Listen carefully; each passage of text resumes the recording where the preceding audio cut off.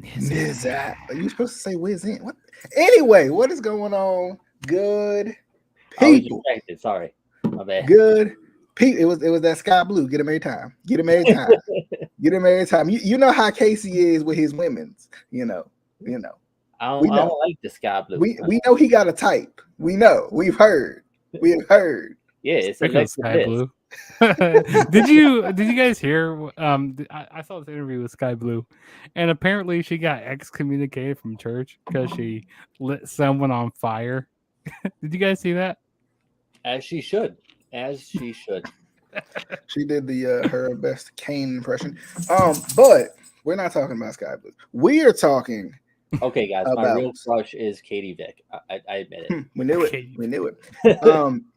We are actually talking about Wrestling. independent promotions. And I'm just gonna phrase it like this, and I'm gonna let Casey fix it after we let y'all get y'all's popcorn and y'all drink and whatnot. Why can't you just say it right so I don't gotta fix it? Should indie companies be more original? DJ, Justin, and Casey will talk about it right after this. Insert your sponsorship if you're listening or watching your sponsorship here. But right now we're just gonna play the intro and We act don't like have it's any a sponsorship. sponsorship. Okay, bye. You know who made it.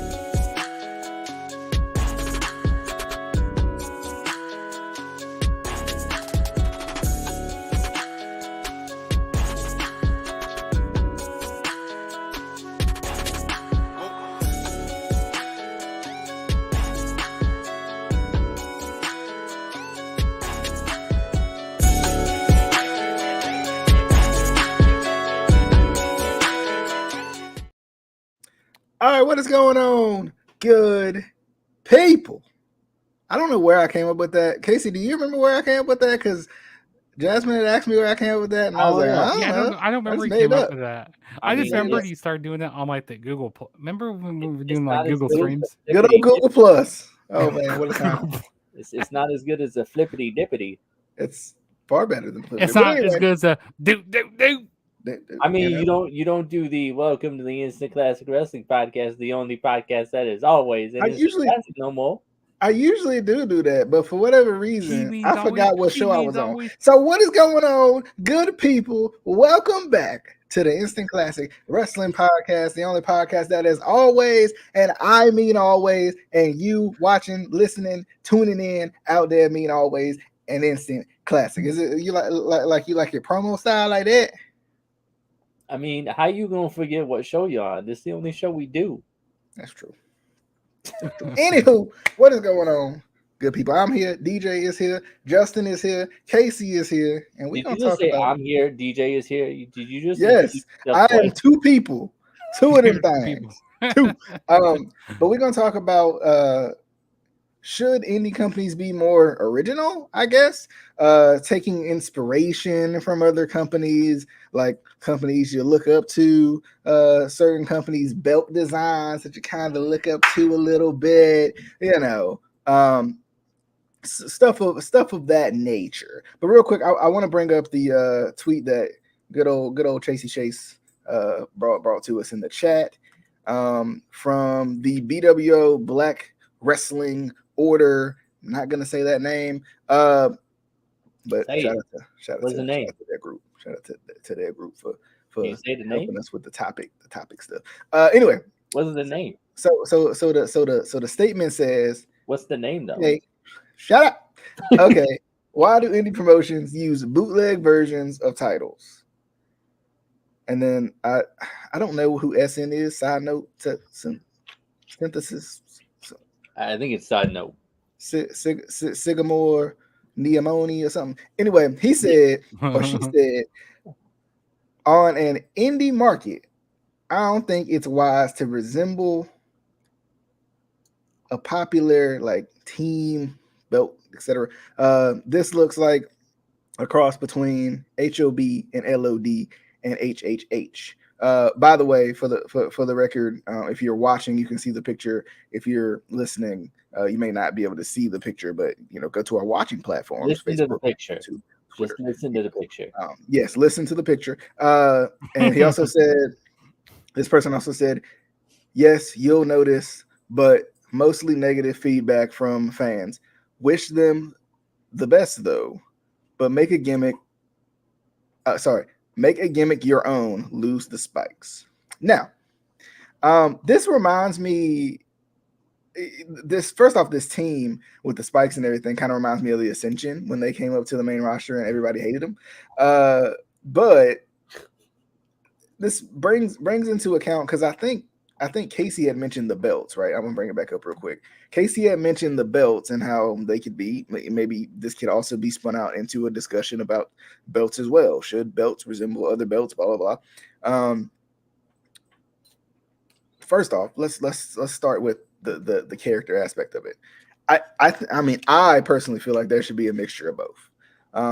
Number one, you can't make but so many characters that make sense and actually resonate with people, right? Especially wrestling fans. We like what we like, and we don't like what we don't like. Right now, if you do start to copy or mimic a little bit, as long as you're not doing it in necessarily a disrespectful way, then you're probably good. Now you can do it in like sarcasm. There's a Shark Boy, for example, right, who did the Shell Yeah thing with Stone Cold and everything like that. You can do it kind of in sarcasm.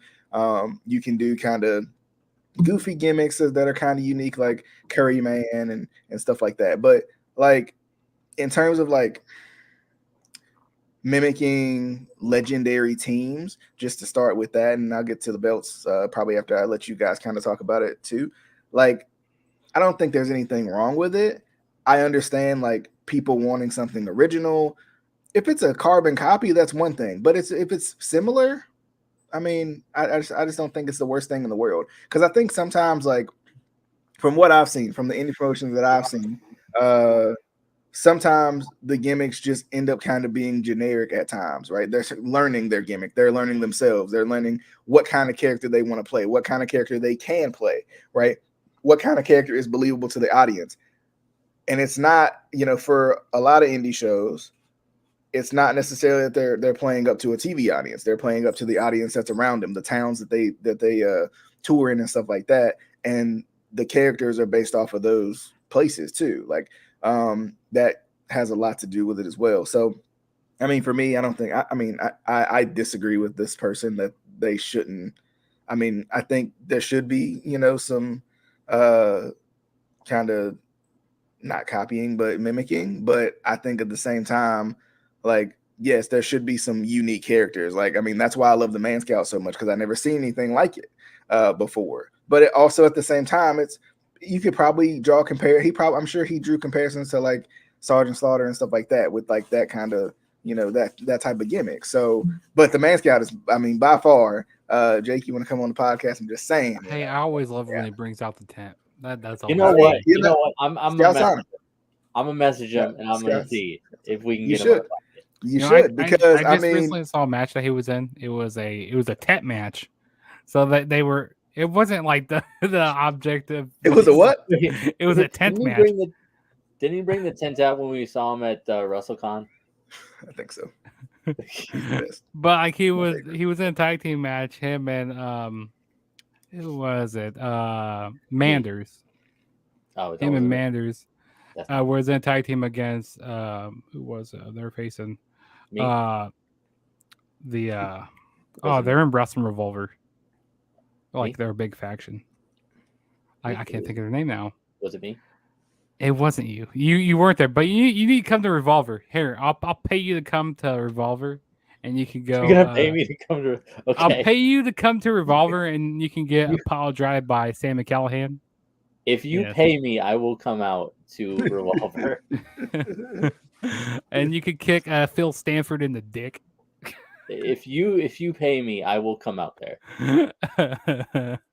The unit that's who they were facing. The unit. I can't remember them. Yeah, I hate the unit so much.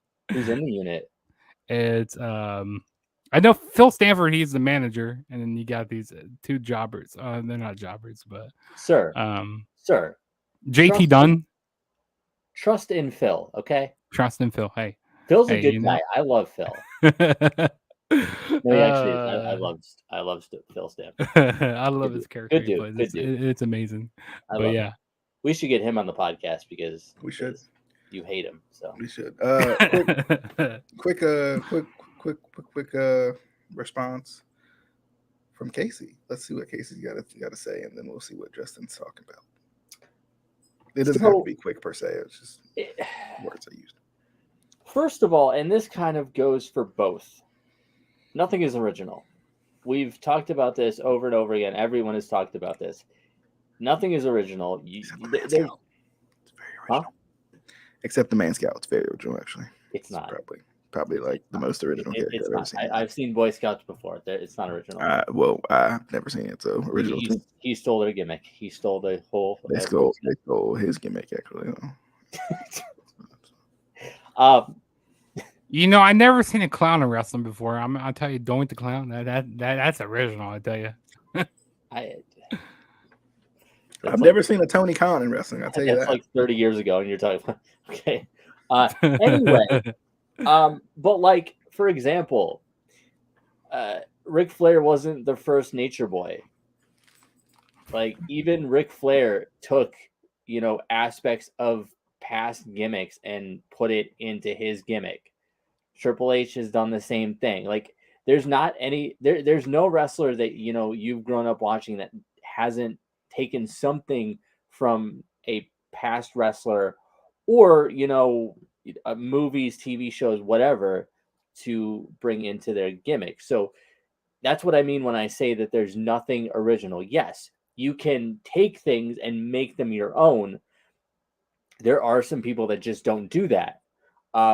We were talking a while back about a picture of an indie wrestler who basically completely copied Aleister Black's gimmick down to like the tattoos and stuff.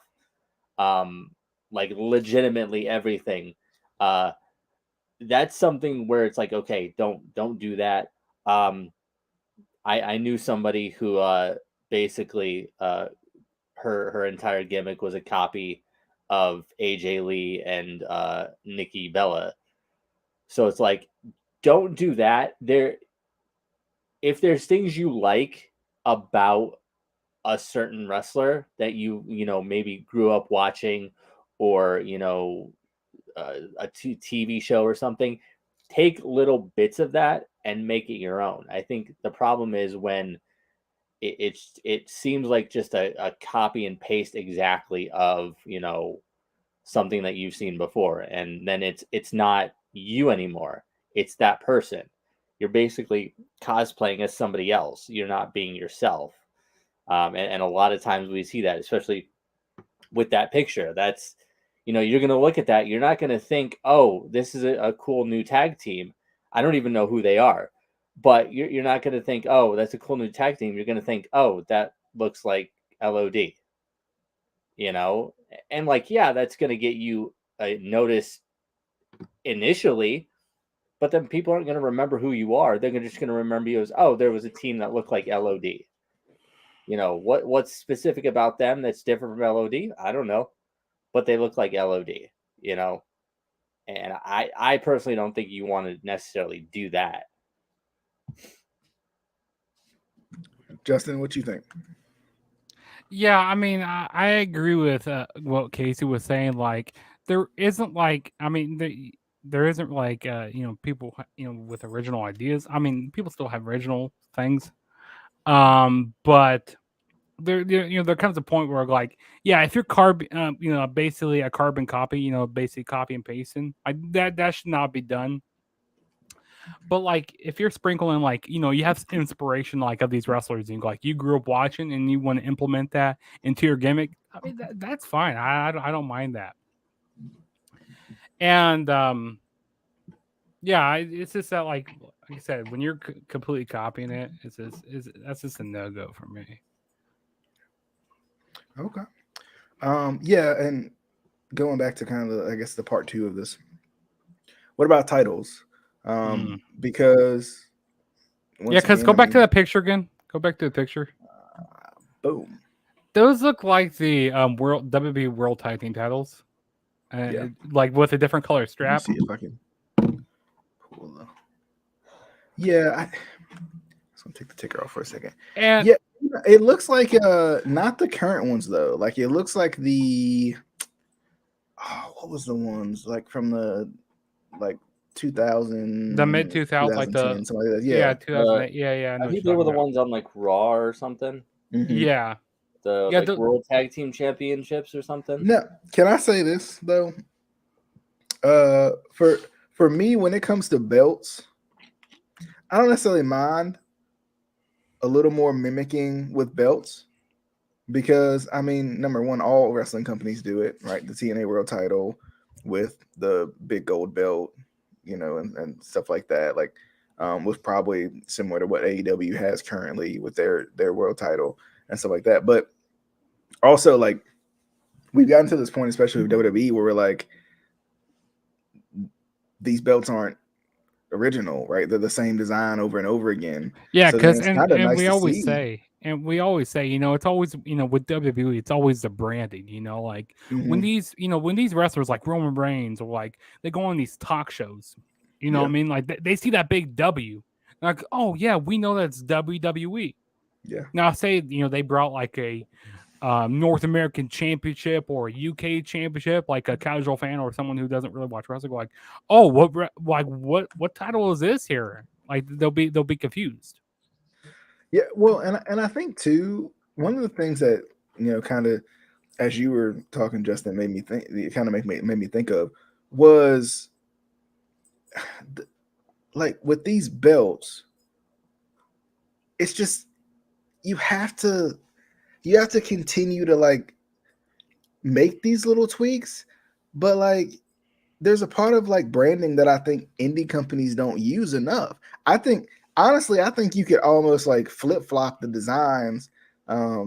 When like, and I mean, I know like indie companies like reinvent themselves all the time and stuff like that. But I mean, it would kind of be cool to see like some consistency with the indie companies and to see like, a peer pro wrestling championship belt where like you see their logo a little bit bigger so what you're watching, who you're watching, um as opposed to kind of the more like not generic belt but the more like the design is the belt type thing. I honestly think indie companies would benefit more from having their name a little bit more center stage than they currently do, because a lot of people when they come to this indie show for the first time, they're like, oh, you're trying to remember, the different wrestlers you're seeing, you're trying to remember the company names, and a big part of that is the belt. So I mean, I almost think like it would be nice to see indie companies utilize their logos a little bit more on their belts. And I mean, I get it, it's probably not cheap to put your logo on a belt or anything like that. But I mean, it would be nice to see indie companies, I think, invest in themselves in that way, especially if they're an indie company that plans on staying around for a while. And Casey, I'm curious to hear too, like what you think of that, since you you work on the independent scene, like with some of the promotions that it might not necessarily be in the budget, but would it be beneficial? I mean, I think for the most part it is a budget thing, because a lot of those and to their credit, they use belts that are nostalgic to people, Mhm. that look good. Like, for example, a lot of companies Like will a winged use. eagle. This man won't let me say my words. I'm trying to say, no, not the winged eagle. I've never seen an indie promotion use the winged eagle. But a lot of them will use the old school intercontinental title, because it's a simple design. It looks good. You can easily put your logo on it. Right in the center, you can just put your logo on it. Um, Again, like uh, the old tag team titles. One of the companies that I work for just introduced new tag team belts a couple months ago, and they're basically modeled after the Attitude Era tag team titles, which again a lot of people remember. They know it's nostalgic, and I think to that is extent, especially if it's not like a big indie promotion, they're still going to remember like, oh, they have those belts, or they're going to want to come see the tag team champions defend those titles because you remember seeing them when you were growing up. I just want to Now, show that that's a nice title. That's a which nice one? title There's right like 7 titles on that page. there. The main one right there, the one that Steve Macklin's holding. That's a nice title belt right there. Hold on, let me just show that. That looks like the winged eagle. Yeah, that's the wing. Yeah, that's a kind of copy of the wing. It's like a modified winged eagle. Anyway, and then there are promotions like Warrior Wrestling. If you look them up, they have very unique titles. It's basically their logo, which normally I wouldn't like because it reminds me of WWE doing the whole big W on every belt, which I hate. But their belts, I think, look really cool, and are unique, and you're going to remember, that belt. It's going to stick out in your head. But I think for the most part, like I said, it's a budget thing. A lot of indie promotions. Hey, it's Casey Navarro. A lot of indie promotions, don't have the budget to get custom belts, or don't want to. They want to spend their money elsewhere. Bringing talent in, or getting a better Gringo Loco. Oh, there we go. budget, or lighting, whatever. They want to spend it on different things. So they'll get the custom belts with that are more generic. So like belts like that, I think look cool and are unique. Yeah, and like this is kind of exactly what I was talking about. And I'm glad you brought them up, because like I think if you have the budget for this as a smaller company as you continue to grow, I think this type of design is very beneficial for you, right? Because I know exactly who you are. I'm like, and now this one's a little different because there's no words to it, there's no letters to it, right? So it's a cool design, but there's nothing to it to make me be like, I wonder what type of belt that is. If I just like happen to see this guy, whatever, and on social media or something, and for some reason, for a crazy reason, he doesn't have Warrior Wrestling in his bio or something. But like it's just like I like this. I really do. I kind of like this design, but also I think one of our friends we used to do a show with. When was that? A couple years back. T-Sean, who started his own promotion. I think he has his logo. I think I don't know if he just got a new belt, or I think it was pretty recent. He got. I don't want to open up the wrong page. He got his logo on his belt, which I think is very beneficial too. Which I mean, I think it's kind of cool because I think it makes you more searchable. I think people want to be like, okay, what's a national champion? What's in NOCW? What's that? Let me see what comes up, and then of course it's marketing, promotion, and whatnot. But just kind of interesting, like to see indie companies invest in themselves. I've never watched this company before. I don't I'm not sure how good it is because I just don't know where to find it. But I would be interested to see like kind of the work they do in his since we talked to him. I think he came up with Cassie or something like that. Anyway, was that him or Michael? I can't remember. One of them. I think one of them came up with one, and the other came up with the other. I think Michael Miner was Chase.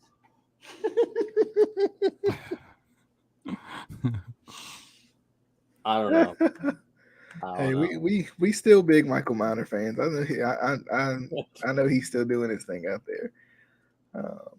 Goodness, good old Michael Miner, man. What a guy. But yeah, I mean, I think long story short, I feel like this is a good. I think it's a good move to invest in yourself as a company when it comes to your title belts. When it comes to your characters and stuff like that, I mean, I think you should invest in yourself in terms of being creative and showcasing maybe showcasing gimmicks that are similar, but also showing like what makes them different from the legendary gimmicks that we've seen, in the past. It's easy to draw comparisons to a Bray Wyatt and an Undertaker or Aleister Black, but then you also at the same time, and I know I'm talking about bigger companies with bigger writing teams and more money to invest, but you see the differences that's in them too. They're not carbon copies, copy and paste type scenarios, but I like it. Anything else? Anybody? Everybody? I just gotta say I hate the new designs of the new WWE championships and stuff, like especially the one that Roman's holding, like with the background. Like I'm happy it's not looking like those Dorito championships anymore, like the with the blue strap and the red strap. I'm happy it's not that, but still, I mean, it doesn't look great. Having like with that kind of like goldish, background and stuff. You I know, call it a P belt. That's what I call it's it. you know what, Justin? It's weird to me.